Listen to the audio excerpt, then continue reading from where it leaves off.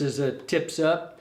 This is a really unique fly. And matter of fact, it's one of my flies that I'm most proud of and respect that it was just something different.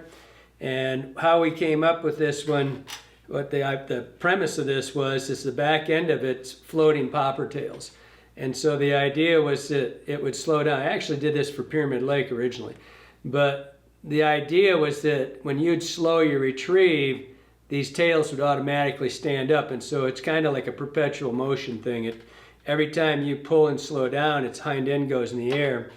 And particularly in the original tan color, this one right here, this is, if you're a smallmouth fisherman or a largemouth, smallmouth in particular, absolutely annihilate this thing, and so do trout. And I'm going to go through two versions here. The original version was this one with the chenille head, and then we went into just dialed it up just a little bit and put on the wool head. The first night we used that fly, or the second day, of course I gave it to Johnny, and Johnny got within minutes he got a 26, just a big fat 26-inch hen brown, and it was in the black version. But so anyway, it's just a really cool fly. It's really versatile. You can strip it just fast. If you like I said, if you fish, it's a great thing. It's spring. It's like 60 degrees out today. Makes you think about ice off.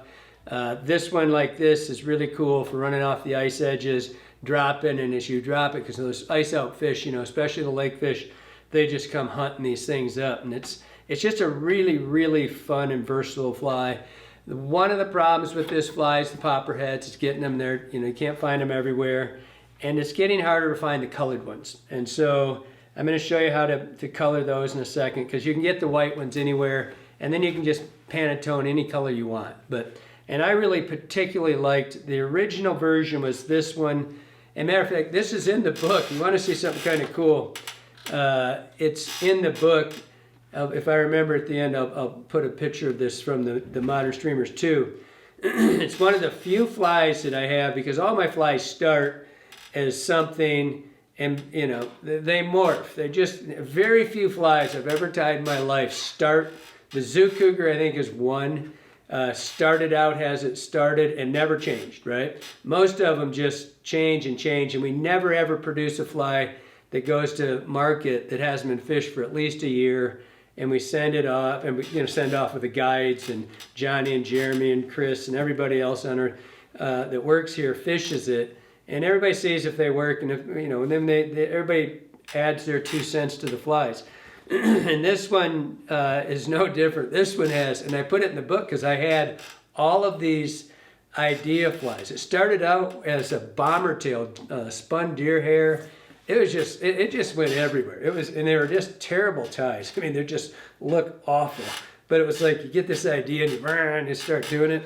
But it's in the book. It's kind of fun, because it's the only fly I have that I've ever had every single transition of it. So, going through, it's going to be pretty basic. It's not a complicated fly. There's a lot of steps in it, but it's not that complicated. So you got the 7052 is the back hook, and that's not the original. The original one was the horizontal eye. These are the vertical eyes, so much easier to tie in. I've talked about this in about every one. 7050 on the front, number 2, or number 2 on the back hook, the one I just set down. Then it's going to get real basic. We're going to have marabou and flashabou tail. This particular one's got the pearl, or the holographic silver, pearl, whatever color you like. And then you're going to see there's a skirt in here, and it's what's the color? This rainbow. I don't recall putting that in this fly originally. I don't know. I must have, or they wouldn't have done it this way. But I seem to recall my own having all pearl, or silver all the way through. But that's going to be up in here when you get into the skirt. Then you're going to have the popper heads, obviously. That's what makes it so unique. That's going to make and I'm going to show you how to color these, and I'm going to show you how to put them on. The new ones are split, so they're made for poppers, and so for floating bugs. And so you can squeeze them on, glue them. You're going to need a little bit of glue. Body on this one is going to just be pearl, medium pearl cactus chenille. But I want to, before I go on, I'm just going to sidebar here if I had one of these flies, and I like, I mean, I've caught more fish on the black one than any of them, other than the tan for, you know, because I fish it so much longer, but that's probably the one I go to, because I tend to fish it in the evening a lot. But this UV Estes Olive, when I did this originally, this one kind of started out that, and it went to root beer for the body.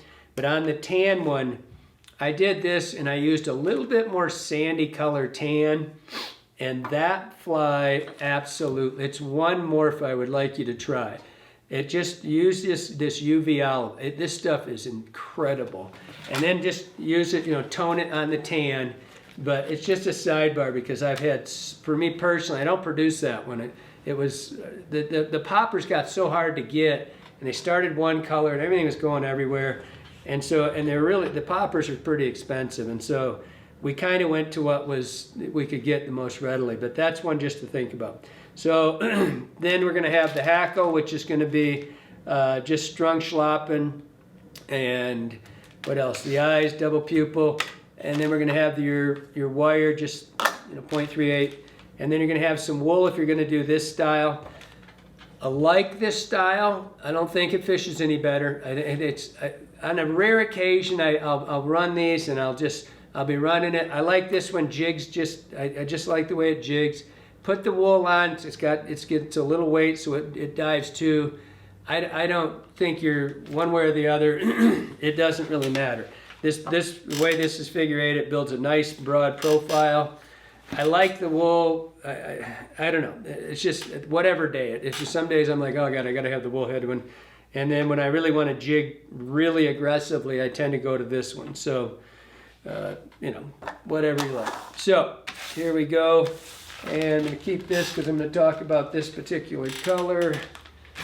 And that's mine. Getting this stuff. Jeremy's always yelling at me because I got a messy spot right here. Okay, so I need that body material. So pop this one out. And 7052, number 2 in the back. And this is the vertical ring eye. I've been talking about that a lot lately. Just because that's a new hook. Where'd my bobbin go? Okay. Straighten up here. So in the old days when you did this, you had to put these popper heads on. You'd slide them over the hook, and you'd have to undo everything. With the new ones, I'm going to do this before we go on. With the new ones, they're split. I'll get you one that I haven't been playing with. So you can slide them. You can just slide them right over top of the hook, and you just put some glue on there and squeeze it in. Boom, it's done. And so I want to show you real quick on these, and this is just how I do it. I've never tried to like dye these, put them in some dye to see.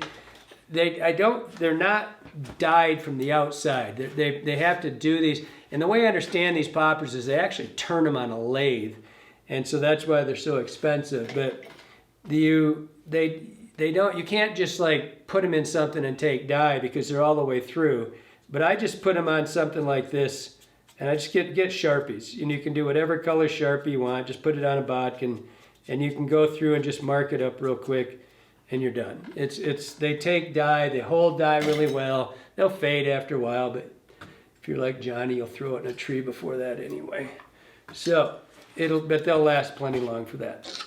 So let's get going. And this new slotted ones are a lot easier because you can. With the slotted ones, you don't have to cut your thread every time you redo this. So just like always, we're going to leave room for our head up front. By the way, somebody wrote in about, I forget what one. Oh, it's the woolly bugger one. The woolly bugger. That's a unique way to hold your bobbin, because I was holding the bobbin off to the side. And I've mentioned this before. I'm tying with this thing sideways so that camera can pick up the close-ups. And so I hold my bobbin. We got a lot of comments on the woolly bugger one. I hold my bobbin with my ring finger against that when I'm normally tying, so it's like this. But in that, I kept trying to turn sideways. We had it even more extreme. And I kept grabbing the bobbin over here, and people thought it's not how I hold my bobbin. I was just trying to keep my arm out of the way so I didn't block this camera. And Jeremy goes, man, I tried to hold the bobbin like you do. I said, I don't hold my bobbin like that. Evidently I did that time. So, just side note. All right, I'm gonna grab a little of both of these. I guess I'll do the way it's put in there. I don't even know if that's the right one. It looks like holographic. Yep, it is. I don't, on this one, you know, maybe what I do with the scissors after I was talking. Maybe, I never count this stuff, I say I do, but no, it's probably 4 or 5 strands. Bring it in, just like always. And I like to put 2 or 3 turns on here. I kind of pull it in, and you're just kind of guessing how long, because you're going to have a marabou tail back here, right? And so leave it a little long. Just give yourself 2 or 3 turns, come back, and now we're going to end up with around 8 of these. And just cut them off and keep this one, if you keep that wet, don't put it in your face. You'll have one for the skirt, but we're going to do this, we're going to use this rainbow stuff. Now we're going to do the marabou arrow, and just, you know, one good thick plume. If you don't have one thick plume, grab 2. This is the only one where you're going to use another little bit of marabou on this. The rest of it's going to be, by the way, I haven't tied one of these in a long time. Now watch this. Screwed up. That's the first mistake of 2020 that I've made. That drives me crazy when I do that. I always, you were supposed to tell me that, Jeremy. I know, I'm sorry. Yes, it's his fault. I always stack my marabou with my Flashabou. I never, ever, I don't want a lot, don't go forward with this a long ways, because you're going to put your popper head in there and it'll just grab. Usually I go forward and I try to stack my marabous and I try to build a little bit of, there, we still had this piece of Flashabou. Wow, it's good to get that one mistake a year out of the way. It's number 5 if you're counting. Number 5? Shoot. But who's counting? Yes. So I do that because I want it to be kind of, I don't want it just super, super, super flashy. I want it to just kind of pop out now and then. And okay, got room for, that's a little messy. Okay, now take your sample. You can see how this is going to sit. And we got our Flashabou and our marabou in there, and we got to get both of these tails in this thing. So make sure you've got room in the front when it gets time to tie that off. So take your tail or your popper head. Now, like I said before, when I would do these, I'd come in here and I'd glue it because it wasn't slit. And we'd run them over the top, cut our thread. We could have slit it ourselves, didn't think about it. But so now I'm just gonna give yourself a little bit of glue in here. You don't need it. This is Zap. You don't need a lot of it, unless your bottle's plugged up. Don't do that to me. I was just tying bluegill flies with that.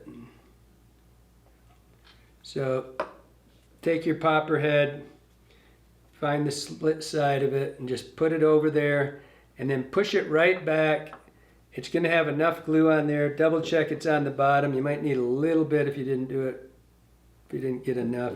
And then just come back and have it go right over the marabou and then just squeeze it just real quick. It'll lock in on the bottom. And just, it's that thing is, it's there forever. I've never had, I just glued myself. That was cool. So, bring this over here. And not any one product bashing. One thing about strung Schlappen, I don't care who I get it from, the white tends to be a little bit, I don't know, it's hard to get really, really good white strung Schlappen. I much prefer, I've talked about these 100 times, I much prefer getting Whiting's American saddles on these. We're going to need a pretty long, we want a nice webby feather I'm just gonna grab, so, and it's these, especially when you get on the white on white, it's not as big a deal. But when you get into these brown ones and the olive ones, especially if you use lighter poppers, that it's supposed to give it this translucency, kind of builds a little bit of barring into the tail and stuff. And it just looks more lifelike. And so, it's supposed to be kind of webby looking. So I'm gonna grab one of these. You could use the fuzzy part down there if you want to. And it's just gonna get a couple turns.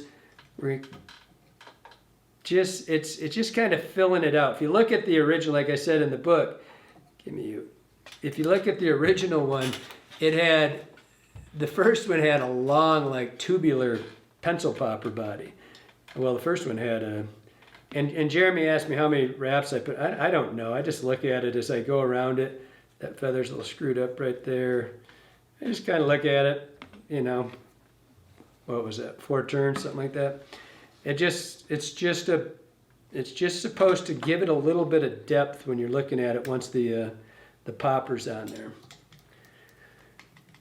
Now, you don't have to clean that up too much right there. Make sure we've got room.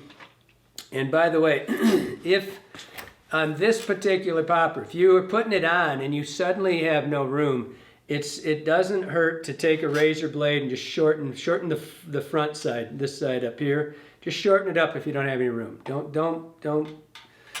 It's not going to make much difference on it when you do it. So, we'll get you over here. Now, one more little drop of glue. Get on there. Pop her over the top. And then we're going to go and push that right into it so that it pushes the hackle back. It's built to, give yourself a little down here. Doesn't take much glue on these things. They glue really quick. Just squeeze it. Not like last time. I'm not going to squeeze it. So just hold it long enough so you'll know when it sets. It doesn't take long. And then on this one, we wrap on the front one. You can do it. I don't really care if you want to use marabou, if you want to use the Schlappen.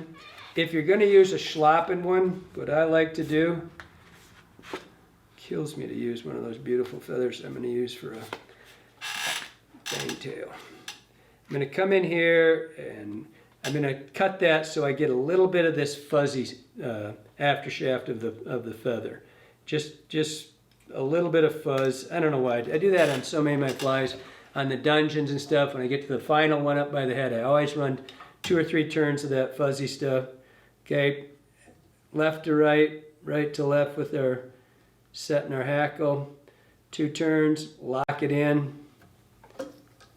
And away we go. So that gives me just that fuzzy, see, I don't know, this looks cool. So, and then just go right forward, give yourself enough turns, and we're going to build a head right over it. So I just kind of look at it, just going back and say, okay, that's good right there. I don't know how many it is. It's just whatever it is, it is. Hey, what's with that loosening up there? Give me you. Get out of the way. Get out of the way. So now, just take your fingers and, the 3 finger, 2 fingers and your thumb right over it. And I usually just wet it, pull it back so it's all out of the way. And then just build the head up. If your stem's still down there like that one is, cut it. Just build the head up a little bit. Just clean it up right now. This is all going to go away and you're never going to see that again anyway. Beat it. Okay. So now, everything's, just pull it around, make sure everything's where you want it right now.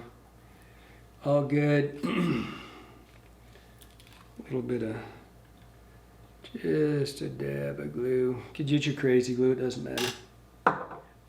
Now that's the tips up part. That's the part that's going to go up and down.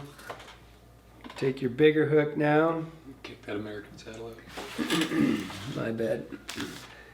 So we have to, at this point, you have to put your eyes on, and this is where I was talking about. I already cut that piece of wire. Oh, what a bad deal. I was going to measure this, and I think it was, I get asked about this wire constantly. I cut it, there it is. I cut a piece, and it's about 6 inches long. This is going to go around, and we're going to tie this in, and it's going to go through the eyes. You got to put your dumbbell eyes on first. I'm using a large double pupil. Don't put those in your mouth. They're lead.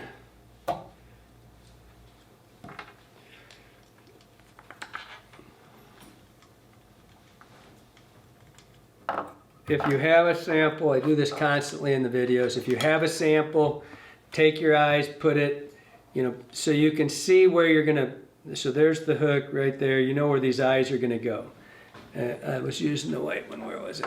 So this is the wool, we're gonna do the wool too. So you can see right there, I'd have room for a stack in front and back, and that's what you're looking for. You're just putting that so that you can know, so it's just so you've got room. I harp on this constantly. The number one error in fly tying is rushing the head. You get up there and man, it's like, oh crap, I got no place left for anything. And so that's what this whole gauging with your samples for.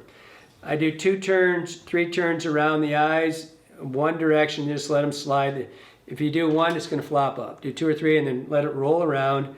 And then just kind of look it over. I'm going to show you to the close-up.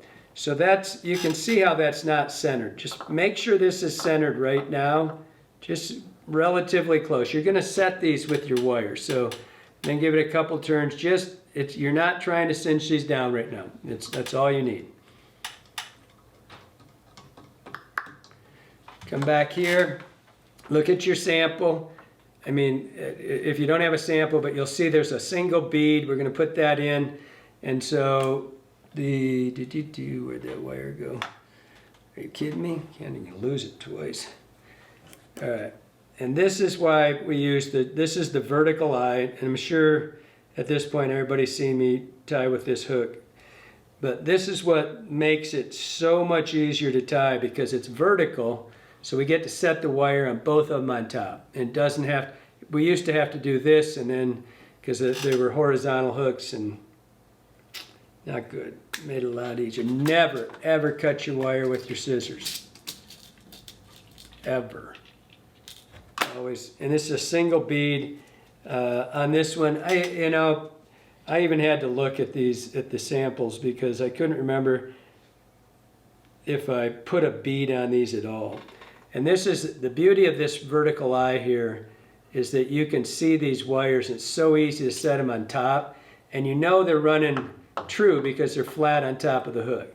And so now this thing can go up and down.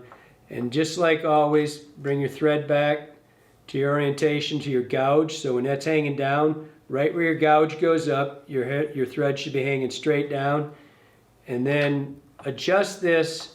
I like it when I pull this in, when that first touches, when the hook first, the bead, excuse me, not the hook, when the bead first touches the hook right there, I like to have a bead width behind it. Don't pull it so high that it's like this, and I slid my wire forward a little bit when I pulled that. So right about there. Just so that's gonna slide back just a little bit. Now we can keep our shoulder out of that camera. Now we're going to come forward, and this is what we're going to set our eyes with this wire.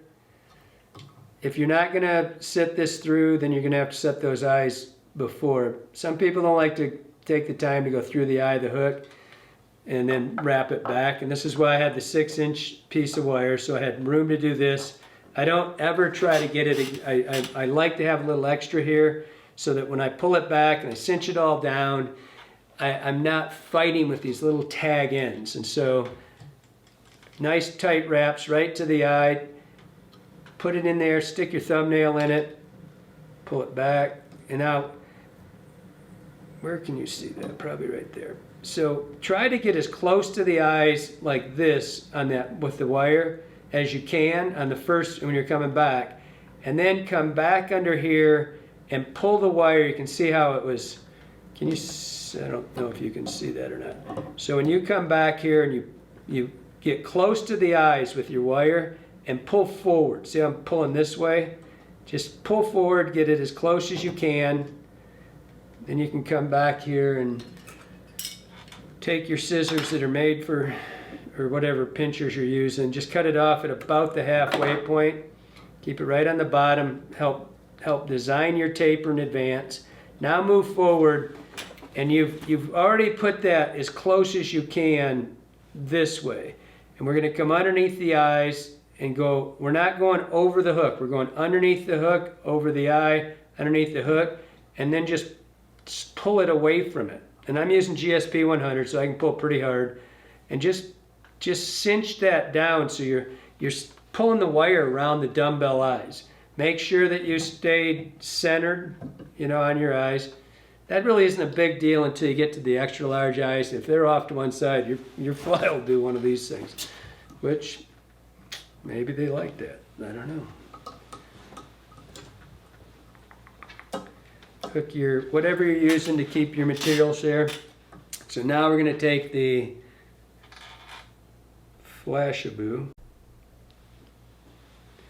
and I don't remember having all this other colors in here. And there's too much blue in this one, so I just I'm pulling a few extras out.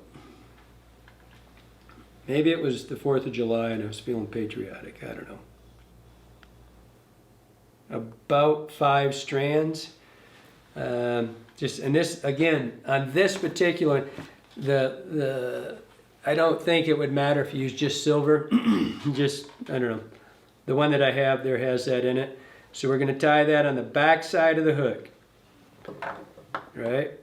Over here. This is the skirt.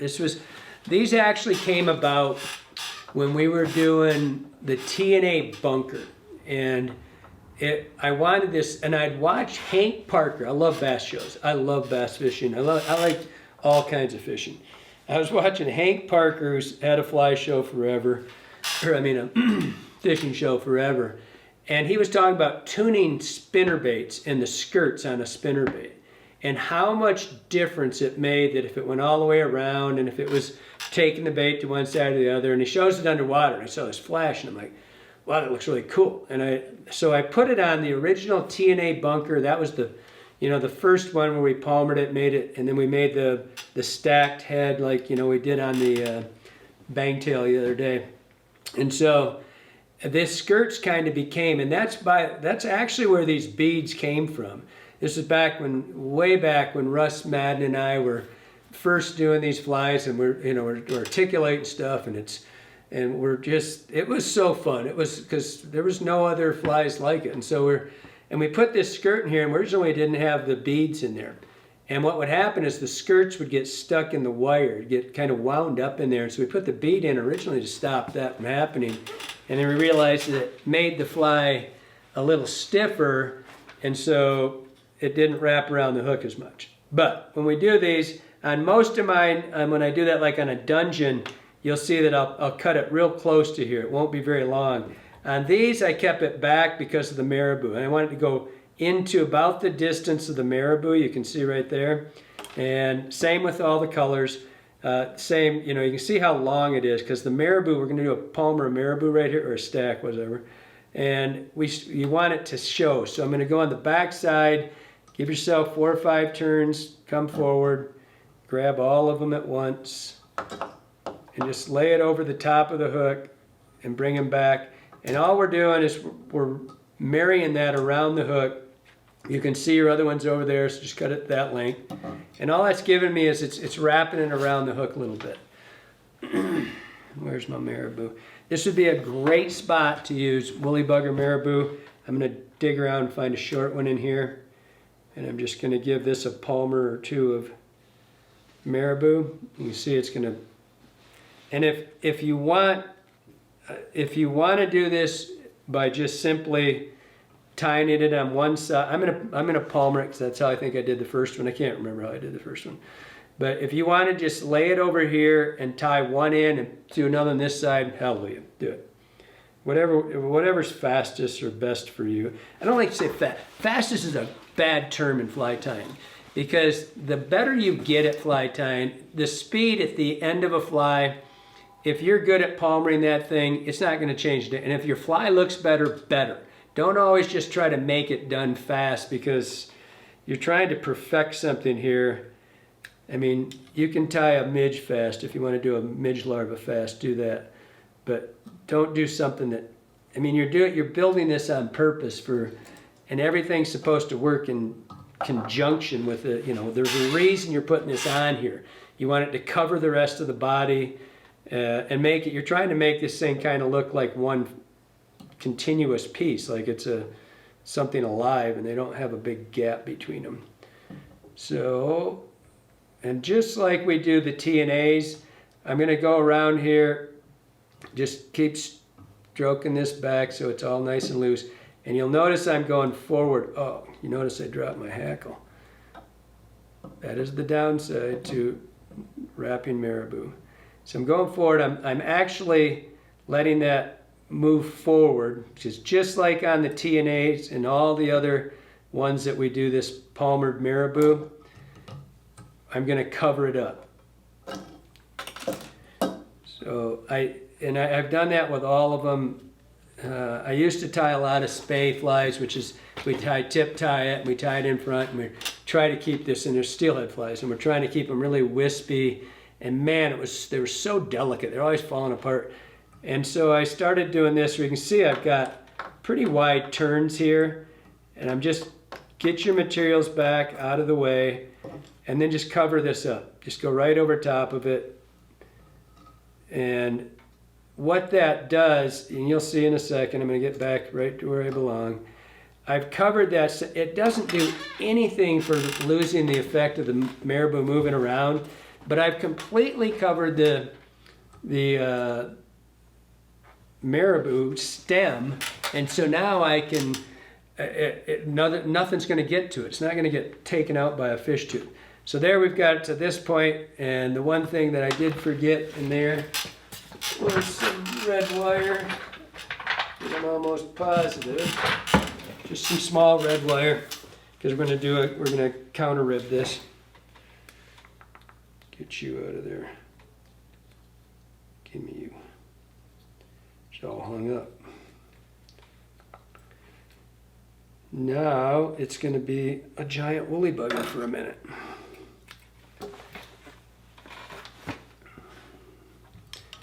Come back to that point where I go right to the point where the wire, when I bring it down underneath there, just always trying to stop any sort of hump or bumper, anything that would change the dimensions of the body. And the reason you wrap that wire is so that when you do all this other stuff we're going to do, you don't want that wire to pull out, and it's really fine. So when you give it a pull, if you put 5 turns on there and you get forward, and all of a sudden you're going to counter rib your hackle and it falls out, you're pretty well in trouble. There's lots of words for that. Where did that go? Okay. Feel free to sub. Like this is just Cactus Chenille medium pearl, size medium pearl color. If you want to use something else, if you want to use, like I've done them with silver, all kinds of stuff. I've also eliminated this whole hackle thing on this and used I did it on a couple of the olive ones. I used some, that synthetic hackle, so what's that? Hackle flash? Hackle flash. And it looked pretty cool. I mean, it was, saved a couple steps. It looked cool. Polar chenille too. Yeah, polar chenille, especially if you use that UV. I'm addicted to that UV olive polar chenille. I just think it's the coolest stuff ever. Okay, while I was chatting, I forgot to say what I was doing here. So I'm going to, where's that little thing that Bramer's always using? Yeah, y'all heard of that Bramer kit? Where I put all those things? There they are, right here. I always use, I'm not sure I invented it. I thought I did, but I've thought a lot of that in my life. I always use a straw to cover these things up. You just cut it lengthwise, and put it over your fly like that. And I was watching that Gunnar Bramer kid. I don't know why anybody would like him. He's such a mean guy. But Bramer, one of the better tires I've seen in my life, he uses these little hair clips. Comes back. Thought, well, that was pretty cool. And it's easier on these big ones. I was doing a nappy the other, and I was doing so, and man, it's got a lot of hair on it, right? And kept trying to get the straw over it, and I was like, it wasn't working. Grabbed one of those things, worked like a champ. So, back to what we were doing. So I've got this is my chenille, right? My cactus chenille. And I want you to come in here and just pull these off, pull these ends off. Always do this with any chenille you're using, because you're going to tie this in. You won't have the bulk, first of all, but most importantly, you're going to hook just that thread, and it's going to secure. When you use this other stuff, you don't get a secure. Give it 2 turns, 3, whatever, and just crank it down. Now move forward. We're just going, and just like always, thought I had all those. Just like always, you're going to have one, and just sidebar. What do I do with this stuff? I think I've talked about this one other time, because, and you're going to see this, it's flat. If you have the room in your fly tying area, I did this as my buddy Jerry Wilson called it, the room of plenty, which was my fly tying room. And I had pegs, and you hang this stuff, hang it up, right? So it's just all strings like this. And what you'll find when you go to tie with this stuff, and you'll see right here, it's been laying and it's squashed and it's completely flat. If you let this stuff air out a little bit, it'll be rounder, and not so much on the synthetics, but on the regular chenilles, it just airs it out. Same thing with our rabbit strips. You see we have our rabbit strips all hanging. They don't get any tight spots, elbows in them and stuff, so that it goes on smoother. If you've got the room. If you don't, tell your wife that you need a room hole just for that. First one, or your husband, go like this, first one, and set it, grab with your thumb and your forefinger and stretch it. See how that's stretched out? 1, 2, 3, 4, come forward, stretch it. Just keep doing that, stretch it, 1, 2, 3, 4. And I'm setting that. What you don't want to do is have that thing loose and have a fish tooth get in it and break this stuff. I like a little bit more taper on this when we go back and forth. I wanted just a little bit of build up front. You don't have to do that if you don't want to. Now this one, now I'm going to do this, and then I'm going to do the wool version too. So I would, if I was going to do this, I'd cut this off. I'll just do it normal. I'd cut it off. I'm going to do it, and then I'll show you how I'm going to do the wool head too. Almost didn't hit it. Look at all this craziness going on here. Can't believe you let me get away with that being over there that whole time, not yelling at me. Okay. I love this American saddle. And the thing about these American saddles, like I said, mostly we tie with these and we use them for deceiver tails. But you've got just a ton of hackle down here for doing stuff like I'm doing right now that's not really maybe as good for the deceiver tails, but it's perfect for this. I like a little shine to this one, and I get, you know, when you see the strung hackle, it's generally shinier. Schlappen tends to be a little duller. You tend to get both in here. The edges tend to be shiny, and the middle of it tends to be a little darker, or not darker, but duller. So and you can see, I'm going to pull this, just like always. I like to use a little bit of that fuzzy stuff on the first one. Off you go.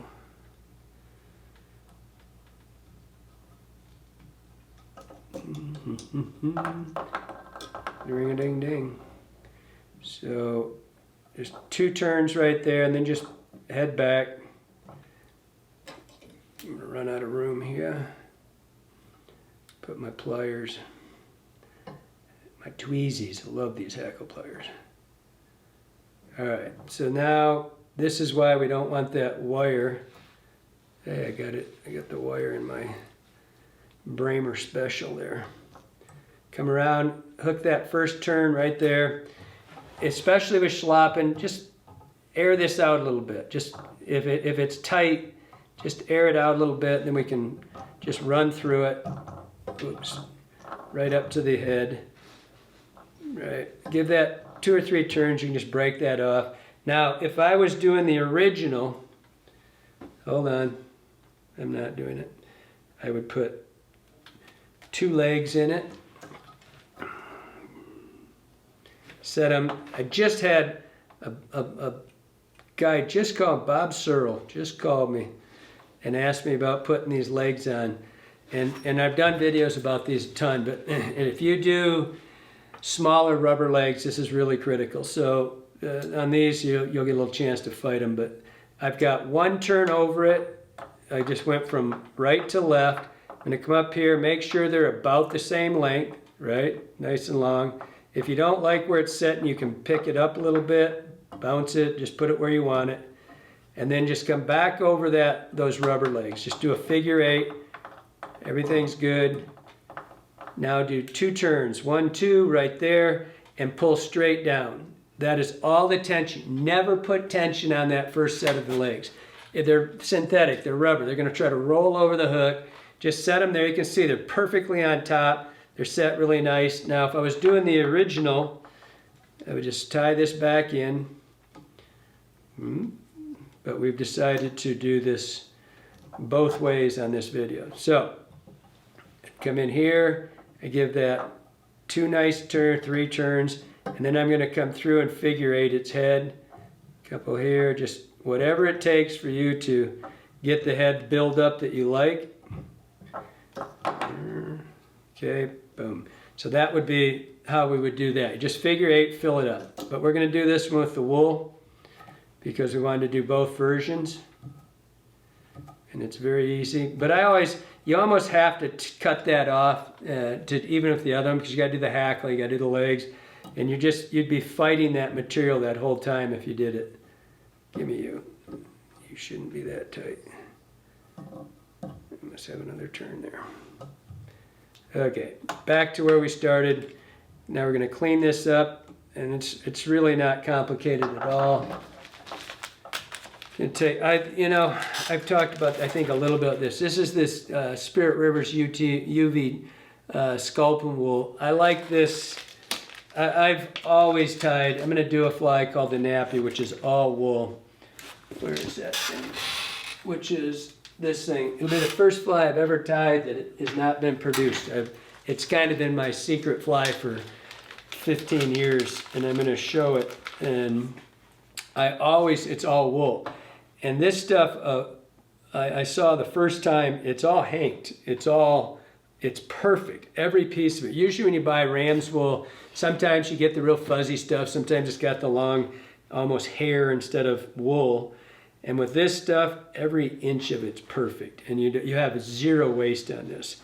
So all we're going to do is we're going to stack this head. We're going to give it where'd it go? It's got a little collar on it. We're going to have a tie in front and back. We're going to put a collar on. Just you can cut that right in half. Get your collar nice splayed out there. Just wrap around it. Nice 2 tight turns and you're good to go. Just cinch it down. If you feel like you need to put a drop of glue on there, you can. How did that happen? Don't want to fight those legs. Grab you get to see both versions. There's Bramer's version on the back, and there's my version right here. Should have done that before I put my wool on. So that's getting that all out of our way. Make sure things didn't loosen up. I had that piece sitting there. Where'd it go? There it is. Don't need quite as much on this bottom piece. Just fold it over, just like we did this yesterday when we were setting the heads on the bang tail or whatever 2 days ago. Just come under, find that spot, nice and tight, just cinch it down. Now we're going to take a pretty good sized chunk of it. We got a little room to play with there. Cut it off and go right in the middle of this. I always do the bottom one. I like to do the bottom one first because if I screw it up, I don't want to see it. So I've got the bottom one. You can see I set really tight. 2 nice tight turns. If you're worried about this right now, don't use much. But if you're fighting it, just take a little tiny. Come here. I don't like to see this Just get it on the thread. Do not let it get into the hair. If it gets into the hair, when it kicks and gets hard, it's going to make that hair brittle, and it'll fall out on you.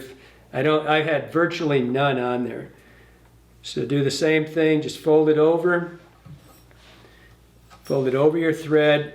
You can direct it exactly where you want it to go. I've got one complete turn around it, and then I just crank on it.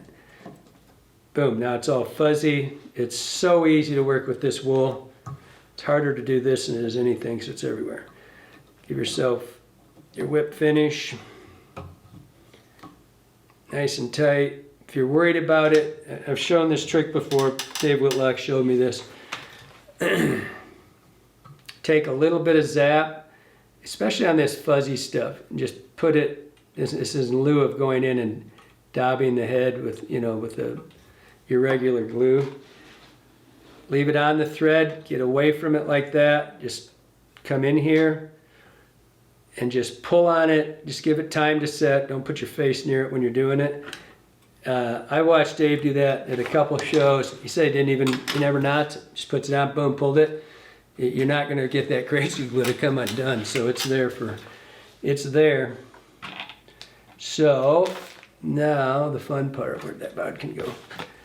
This is when Jeremy starts yelling at me and I get like piles of stuff. Get that out of the way. Gonna come in here. It's better if you don't have crazy glue from when you opened up your crazy glue on your bodkin when you do this. Take Johnny's scissors and clean the bodkin with it. Starting to get the marabou nose. We're just gonna give him a little fro here, get him all picked out. Make sure you didn't get your collar in that straw when you put it in there if you're gonna use one. Wait till you see us do the nappy with this thing. This fly is like this big around. It's fun. This is my favorite part of fly tying. So you're doing this kind of stuff and you get to sculpt it and do things afterwards. So I'm going to, just like always, I'm going to come in here and I'm going to cut it flat. With deer hair, you can do this. You see it, it sits a little better for you. With wool, I always err long. When you cut deer hair, it's stiff, right? It's all a bunch of stiff hair sticking up. You see the cut really cleanly. If you go for the gusto and just going, cut it really flat, it's gonna look, when it gets wet, it's gonna be smaller. So leave it. You can see I didn't go in really hard. I just kind of, you can see it's sticking out just a little bit above, right? Kind of distorted. I'm gonna just cut it flat right in here and leave it, because when it gets wet, it's gonna lay back flat a little bit and it won't look as full as when you've got it right now. And now just come in here and cut the front first so you see where you're working. So flat here. And then I just come in and kind of start trimming. I love working with wool. It's fun. It's when we do the nappy, I don't know, fly's kind of ugly, but it's fun to trim it all up. So just kind of working it around. I always leave my wool a little bigger than it's gonna flatten down a little bit. So just leave it a little bit bigger than you would if it was, with your deer hair, you can take it right to where you want it because it's gonna pretty much stay there. With wool, I'm gonna leave it a little bit fluffier. And you just keep pulling it out to the side and just seeing where it's at. It's pretty, this is the fun part. No reason to rush this. I say that in deer hair things and people are like, I hate this stuff. It's like they're afraid it's gonna do something that it's not supposed to. There. Now, trim his eyes out so you can see his eyes. And because the collar's back, oh, isn't he cute? Get all that out of the way. Get the hair out of the way, that out of the way. Now take a look. Collar's way too long on the bottom. Just come in here Doesn't need anything there. The beauty of wool, unlike deer hair, the beauty of wool is if you screw up, sorry about the camera, can't see from behind. If you screw this thing up, not radically, if you just make a slight error, maybe you lobbed a little bit of that collar off, you can go in here and to a little degree, you can make it grow. You can pick it out just a little bit. But now I'm just gonna come in and cut his eyes so I can see his eyes just a little bit more. When it gets wet, you'll be able to see him. It'll kind of lay back over top of him. Now, that was almost a bad cut right there. I got away with that one. All right, so that is the wool-headed nappy, or I mean the tips up. Nappy's the one we're gonna do next, if I have the energy. But you won't know, because I'll do it tomorrow if I don't. Might have a different shirt. Public landowner, great time. Hey, just segue. Here's a little promo for backcountry hunters and anglers. Public land. Everybody should be really happy to have public lands right now. You can go out and actually still walk in those places during quarantine. Hey, there's something. Forgot to cut my tip of my feather off there. So that's the tips up. This is the original version we started. It's got kind of a fuzzy head yet. I might cut it down a little bit more. But again, it's gonna get wet and it's gonna shrink up just a little bit. It's gonna lay back just a little. But that's the original version. We got both of them here. This is just Palmer Hackle. The key to this fly, and the fun thing, you can watch it, is it's gonna tip up like this as it swims. As you slow down, its hind end sticks up in the air, so it just kind of does this constantly. So it's a super fun fly. If you're a bass angler, you have to own this. Collar's a little long on that, redo it, or just add a little bit or trimming to it, but it's a super fun fly. It's really fishy. It's a phenomenal bass fly. Tan in particular, olive, white, black, doesn't matter. We do it in a whole bunch of colors. Super fun to fly. It's a really light fly. It looks like it'd be heavy. It's not. It's a really light fly and it zooms. So hope you liked it. Hope it helps you out.